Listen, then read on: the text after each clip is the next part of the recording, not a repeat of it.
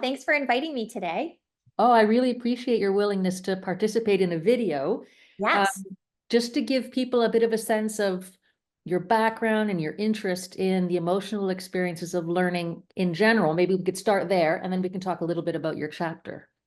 Yeah, certainly. So, my background is as an educator across a whole range of learning environments. I have led and worked in early childhood spaces, K through 8 educational environments, secondary school environments, and now I find myself working in graduate school settings. And so I've essentially worked with learners across the spectrum from age 2 to age, I would say 60, let's say.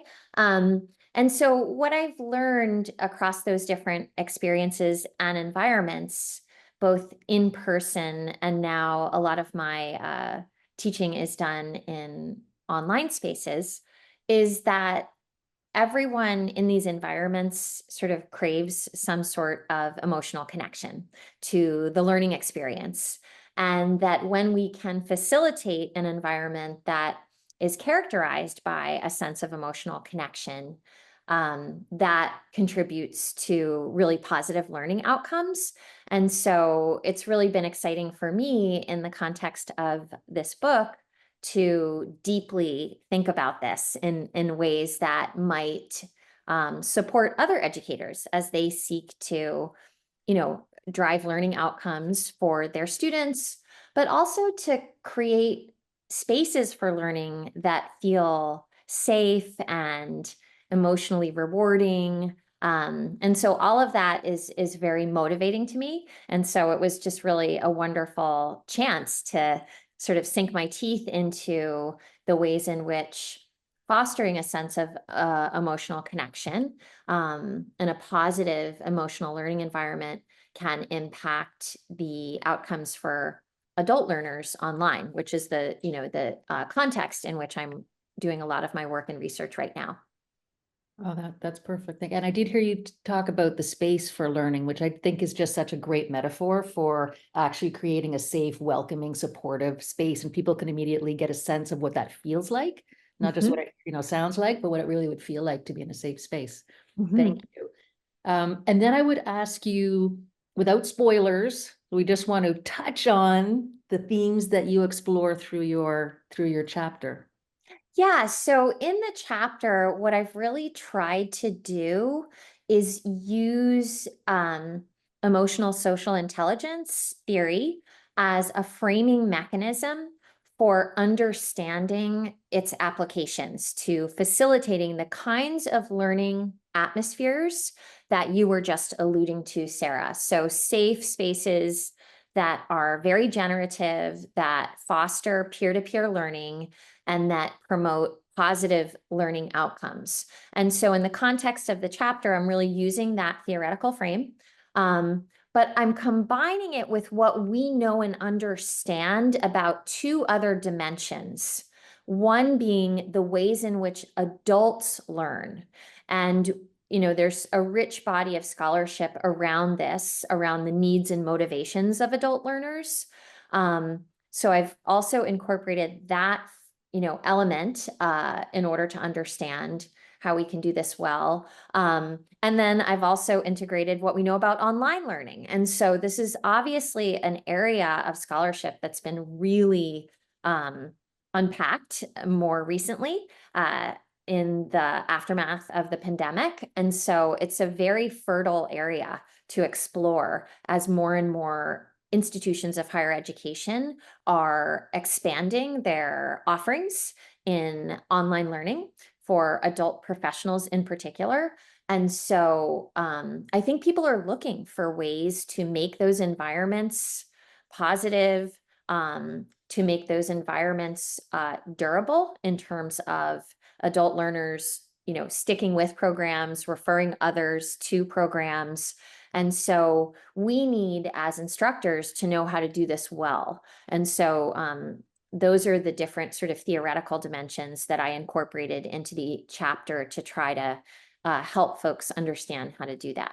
I think it's really important what you were saying. I mean, I hope that that's true, that people are taking very seriously how they can use this rich body of knowledge that that has been generated, because I come from the corporate field and Mm, don't tap into that. And so mm, part of mhm. my motivation was, what is happening? What are people talking about? What are they looking at? How can they help improve these spaces for learners, especially adult learners? And in my context, especially corporate adult learners. And there's a lot happening in educational institutions, I think, that we can start to leverage. I agree with that. And, an adult learner is an adult learner. We know from, over 40 years of scholarship that there are certain characteristics of adults who are in learning environments. And so, whether you're facilitating a professional development training in a corporate online setting, or you're in a graduate professional degree program, we're lucky in that we know what motivates adult learners. And so then the trick becomes, how do we sort of design experiences for these individuals that will be most impactful, most transformational in terms of their learning experience, which is what adult learners want. They want to come in and they want to have a transformational, relevant, practical learning experience that they can carry with them into their workaday lives, so that they can then, cascade that impact across their organizations or their classrooms, or, whatever setting they are applying the learning to. Mhm. Again, like your choice of words, because I catch myself sometimes I talk about creating workshops or courses or programs, and you talk about creating experiences, which is another word like spaces that really Mhm. brings to life the idea that it's something alive that human beings are going through and they're changing as they go through them. That's right. And I think if we can apply some of these notions of like designing experiences to learning environments for adults, particularly in the online setting where we have some unique tools that we can deploy in the learning environment, to create an atmosphere, to foster peer-to-peer engagement, to generate reflective practice. It's fun. There's a lot of tools that we have at our disposal right now. And this is a space in which more and more tools are being created. Um, but I think the skillful sort of implementation of those tools with this audience in mind is where the magic can happen.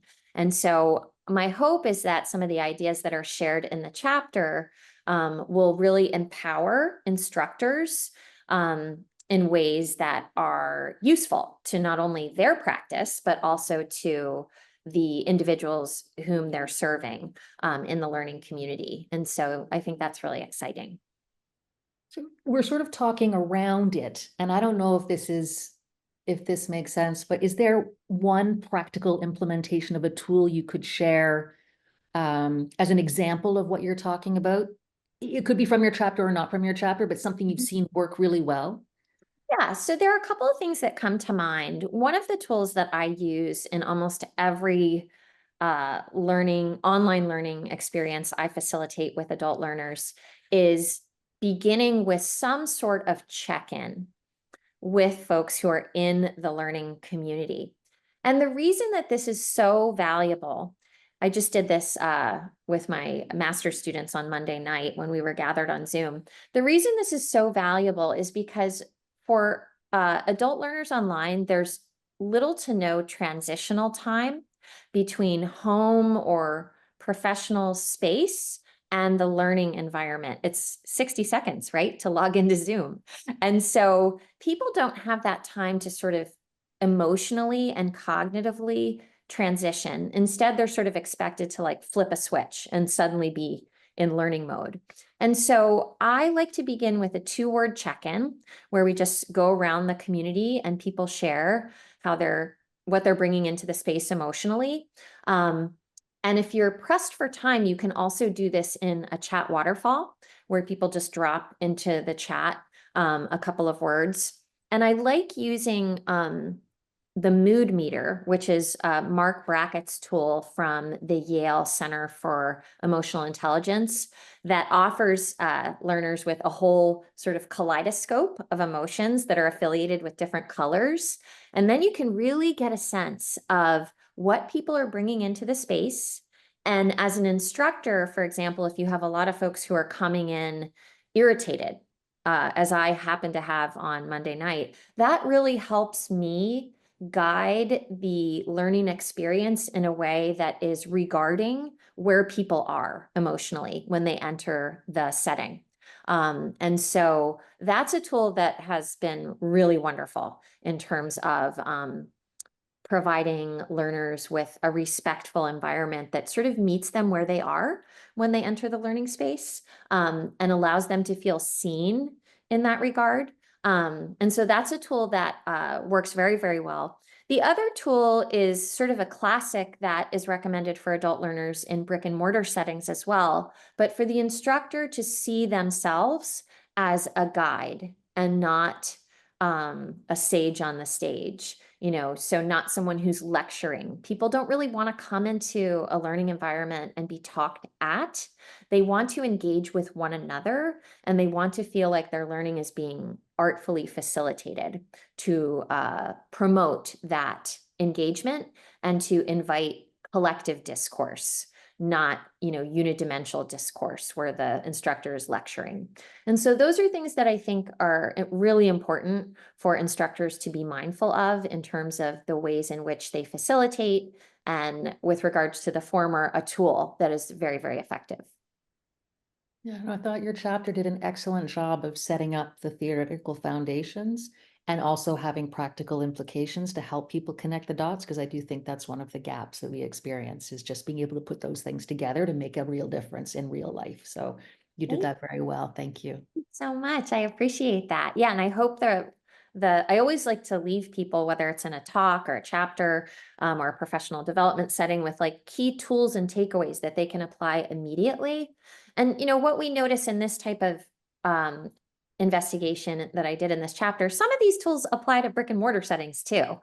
You did a great job of sort of, as an editor, of guiding me through like how can we really spotlight the ones that are unique to adult learners online. But some of these can be carried into brick and mortar spaces as well. And so I would encourage people who are teaching in those spaces to also consider, you know, the application of some of these tools. Perfect. Thank Yeah, you, Carrie. That was amazing. awesome. Thank you for having me. I really appreciate it.